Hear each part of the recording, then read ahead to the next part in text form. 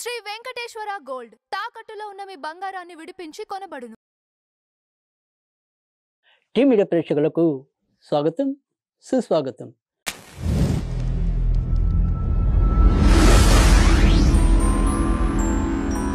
దినదర్శిని కార్యక్రమంలో జూలై 31వ తారీఖు గురువారం సూర్యోదయం అనేది 5:59 సూర్య అస్తమయం అనేది సాయంకాలం 6:16 సప్తమి తిథి తెల్లవారుజామున 4:59 అంటే తెల్లవారితే ఆగస్టు 1 అనగా. ఇక సప్తమి తదనంతరం అష్టమి నక్షత్రంలోకి వస్తే గనక చిత్తా నక్షత్రం రాత్రి అంటే అర్ధరాత్రి 12:41 వరకు ఉంటుంది. తదనంతరం స్వాతి. ఇక యోగాల విషయానికి వస్తే కనుక సాధ్య యోగం అనేది తెల్లవారుజామున 4:33 వరకు అంటే తెల్లవారితే 1వ తారీఖు వరకు అని. ఇక సాధ్యయోగం తర్వాత శుభయోగం అనేది ప్రారంభమవుతుంది. ఇక ప్రత్యేక యోగాల్లోకి వస్తే కనుక స్థిరయోగం అనేది అర్ధరాత్రి 12:41 వరకు ఉంటుంది. ఇంకా మంచి ముహూర్తాల విషయాలకు వస్తే కనుక అభిజిత్ లగ్నం అనేది ఉదయం 11:57 ప్రారంభమై మధ్యాహ్నం 12:48 వరకు ఉంటుంది. బ్రహ్మ ముహూర్తం అనేది తెల్లవారుజామున 4:29 ప్రారంభమై 5:14 వరకు కూడా ఉంటుంది. అమృత గడియలు సాయంకాలం 5:32 ప్రారంభమై రాత్రి 7:27 వరకు కూడా కొనసాగుతాయి. ఇక విజయ ముహూర్తం ఎప్పటిలాగానే మధ్యాహ్నం 2:30 ప్రారంభమై 3:21 వరకు కూడా ఉంటుంది. ఇక వర్జించవలసిన విషయాల్లోకి వస్తే కనుక వర్జం అనేది ఉదయం 6:49 ప్రారంభమై ఉదయం 8:36 ముగుస్తుంది. దుర్ముహూర్తం ఉదయం 10:15 ప్రారంభమై 11:06 ఉంటుంది. మళ్ళీ మధ్యాహ్నం 3:21 నుంచి మధ్యాహ్నం 4:13 వరకు కూడా ఉంటుంది.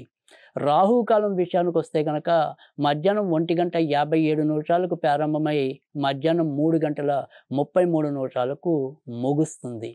ఇక ఈరోజు మనం తారాబలం చూసుకున్నట్టయితే కనుక ఈరోజు ఇంచుమించుగా పూర్తిగా చిత్తా నక్షత్రం అర్ధరాత్రి వరకు ఉంటుంది కనుక ఈరోజు మరి తారాబలం ఎవరెవరికి ఏ రకంగా ఉంటుంది అనేది కనుక చూసుకున్నట్టయితే కనుక మేషరాశి విషయానికి వస్తే కనుక భరణి నక్షత్రం వారికి ఎక్కువగా అనుకూలత ఉంటుంది. వృషభ రాశి విషయంలోకి వస్తే కనుక రోహిణి నక్షత్రం వారికి ఎక్కువగా అనుకూలత అనేది ఉంటుంది. మిథున రాశి విషయంలో ఆరుద్ర నక్షత్రం వారికి తారాబలం అనుకూలకంగా ఉంటుంది.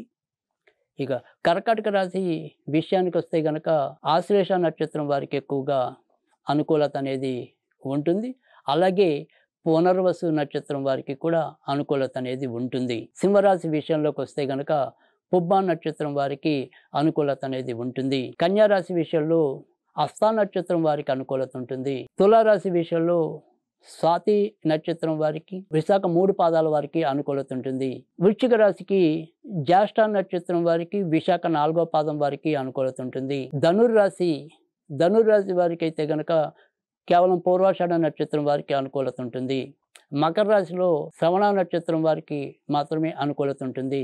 ధనుష్ట నక్షత్రం వారికి ఉండదు. ఇక కుంభరాశి విషయంలోకి వస్తే కనుక పూర్వభద్ర నక్షత్రం వారికి శతభిష నక్షత్రం వారికి అనుకూలత ఉంటుంది. చివరిగా మీనరాశి విషయంలోకి వస్తే మరి పూర్వభద్ర 4వ పాదం వారికి రేవతి నక్షత్రం వారికి కూడా అనుకూలత అనేది ఉంటుంది. ఇక ఇప్పుడు మరి రోజు దిన ఫలితాలను ముఖ్యమైన ఫలితాల్లో కనుక చూసుకున్నట్టయితే కనుక మేషరాశి వారి ఆరోగ్య విషయంలో కొంతవరకు జాగ్రత్త తీసుకోవాలి. నరాలకి సంబంధించిన విషయాల్లోనూ తర్వాత ఎముకలు కీళ్ళకి సంబంధించిన విషయాల్లో కొంత ఇబ్బంది పడే సూచనలు అయితే కనిపిస్తున్నాయి.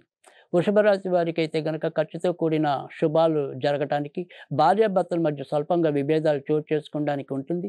తర్వాత కొత్తగా ఏదైనా సరే పెళ్లి కావాలనుకునే వారికి కూడా మరి ముఖ్యంగా ప్రేమకి సంబంధించిన విషయాల్లో ఉన్న వారికి అయితే కనుక అనుకూలమైన పరిస్థితులు మరింత ఎక్కువగా కనిపిస్తున్నాయి. మిథున రాశి వారికి అయితే కనుక ఈరోజు ఆశించిన మంచి ఫలితాలు పొందగలుగుతారు. మానసికంగా కొంత గడబిడ ఎదుర్కొనే పరిస్థితి ఉన్నప్పటికీ కూడా మరి మీదైన శైలిలో సమస్యలని అధిగమించి ముందుకు రావటం అనేది అయితే ఉంటుంది. కర్కాటక రాశి వారికి అయితే కనుక వృత్తి ఉద్యోగాల్లో గౌరవ మర్యాదలు పెరగలుగుతాయి. ఏదైనా సరే కొత్త వాటికి శ్రీకారం చుట్టాలనుకుంటే కనుక ఈరోజు అనుకూలకంగా ఉంటుంది. అలాగే ఏదైనా సరే కొత్తగా ఉద్యోగం రావాలి, వాటికి సంబంధించిన ప్రయత్నాలు చేద్దాం అనుకున్నప్పటికీ కూడా వాటికి సంబంధించిన ప్రయత్నాలు కూడా మొదలెట్టుకోవచ్చు. సింహరాశి వారికి క్రమంగా గత 2-3 రోజులుగా ఎదుర్కొంటున్న భావోద్వేగాల నుంచి ముందుకు రావడానికైతే అవకాశాలు ఎక్కువగా కనిపిస్తున్నాయి. భార్యాభర్తల మధ్య సంబంధ బాంధవ్యాలు మెరుగుపడతాయి. ఖర్చులు ఎక్కువగా ఉన్నప్పటికీ కూడా ఆదాయం కూడా అలానే పెరిగే సూచనలు కనిపిస్తున్నాయి. కన్యా రాశి వారైతే గనక ఆరోగ్య విషయంలో జాగ్రత్త తీసుకోవాలి. భార్యాభర్తల మధ్య కూడా స్వల్పంగా విభేదాలు చోటు చేసుకుంటే ఏదైనా సరే వాహనాలు నడిపేప్పుడు గానీ, బాత్రూముల్లో గానీ ఏదైనా సరే స్వల్పంగా గాయాలయ్యే పరిస్థితులు అయితే గోచరిస్తున్నాయి. తులారాశి వారైతే గనక ఆర్థిక విషయాలతో పాటు భార్యాభర్తల మధ్య సమన్వయ లోపం వల్ల కూడా చిన్న చిన్న చికాకులు ఎదుర్కొనే పరిస్థితులు అయితే లేకపోలేదు. విదేశాలకి వెళ్ళాలి అనుకుంటే గనక సాధ్యం అవుతుంది. ఇక కొత్తగా పెళ్లి కావాలనుకునే వారికి సంబంధాలు దగ్గర దాకా వచ్చి ఏదైనా సరే పక్కకు వైదొలిగే ప్రమాదాలు లేకపోలేదు. వృశ్చిక రాశి వారికి అయితే గనక అనారోగ్యం కొంతవరకు ఇబ్బంది పెట్టినప్పటికీ కూడా ఎక్కువ శాతం మంచి ఫలితాలు కనిపిస్తున్నాయి. ఏదైనా సరే ఇప్పటిదాకా మనకి లభించినవి కొంతవరకు లభిస్తాయి అనే ఒక ఊరట పొందడానికి కూడా అవకాశం కనిపిస్తుంది. ధనుర్రాశి వారికి ఖర్చుతో కూడిన శుభాలు ఉంటాయి. అనుకోని ప్రయాణాలు ఎదురవచ్చు. భార్యాభర్తల మధ్య కొంత తాత్కాలికంగా విరోధాలు చోటు చేసుకోవచ్చు. ప్రేమ పెళ్లి కోసం వేచి ఉన్న వారికి కొంతవరకు మంచి ఫలితాలు ఉంటాయి. మకర రాశి వారు ఎన్నాళ్ళ నుంచో వేచి ఉన్న అవకాశాల కోసం ఈరోజు కొంత ముందుకెళ్లే పరిస్థితి కనిపిస్తుంది. అనారోగ్య సమస్యల నుంచి కూడా కొంతవరకు బయటకు వచ్చి మీదైన శైలిలో అమ్మయ్య ఇది ఎప్పటి నుంచో మనం అనుకుంటున్నాం కదా, ఈ కోరిక ఈ రోజు నెరవేరబడుతోంది అనే ఒక సంతృప్తికి అయితే కనుక రాగలుగుతారు. కుంభరాశి వారికి అయితే కనుక ఆరోగ్య విషయంలో కొంతవరకు వీరు కూడా జాగ్రత్తగా తీసుకోవాల్సిన అవసరం అయితే కనిపిస్తుంది. వృత్తి ఉద్యోగాల్లో స్వల్ప విభేదాలు చోటు చేసుకుంటాయి.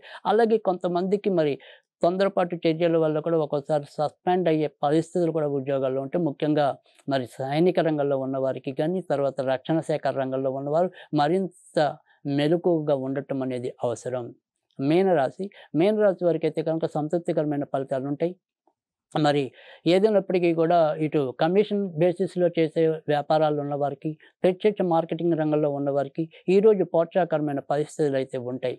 ఇక ఈరోజు విశిష్టతలోకి వచ్చేటైతే కనుక ఈరోజు మరి ప్రత్యేకంగా విశేషాలు ఏమీ లేకపోయినప్పటికీ కూడా ఈరోజు మనం అందరం కూడా దత్తాత్రేయుని పూజించడం వల్ల ఎక్కువ సౌఖ్యాన్ని పొందడానికైతే అవకాశం ఉంటుంది. ఈరోజు ఓం దం దత్తాత్రేయాయ నమః, ఓం దం దత్తాత్రేయాయ నమః అనేది వీలైన సార్లు పఠించడం వల్ల కూడా మనకి వాళ్ళ ఈరోజు గ్రహస్థితిలో ఉన్న ఏదైనా సరే చెడు పరిస్థితులు ఉంటే వాటి నుంచి మనం కొంత ఉపశమనం పొందడానికైతే అవకాశం ఉంటుంది.